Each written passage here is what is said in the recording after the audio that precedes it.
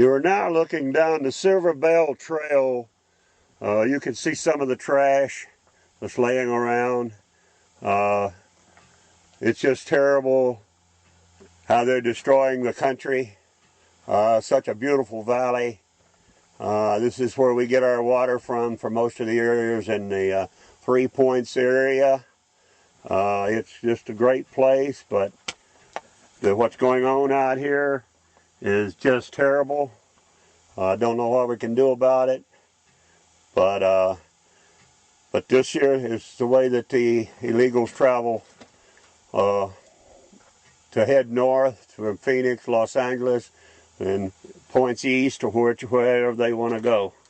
Due to the fact that my friend would like to not be videoed, he won't be looking into the camera, but you can see what's going on, how bad it is. We just let this thing roll and look at some of the trash, backpacks, clothing, you name it. Tons and tons and tons of trash. All down this trail, you'll find it. It's just an unreal scene. You will find backpacks, clothing, baby articles, you name it. It's out here. Trash, clothing, toothpaste, you name it.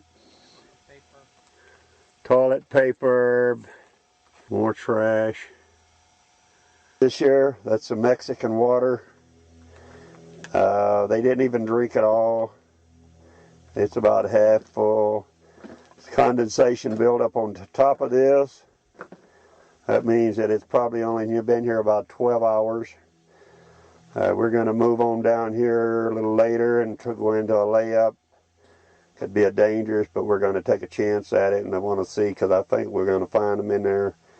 And if we do, we'll be lucky enough that we'll be able to get some film of it, and we'll GPS the position and call in the Border Patrol.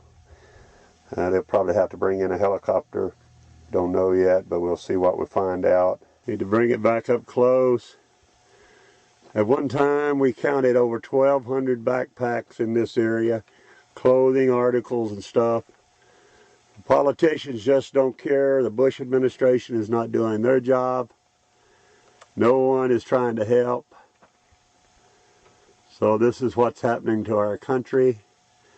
I just, Lord, hope this video turns out where the world can see what's going on. We're going to continue on down this here trail here shortly, that you can see right back in there, about that spot there, is where I found that girl in July dead. She'd been out here for about a month, about 1,000 feet from a water tank. But our government is not doing its job.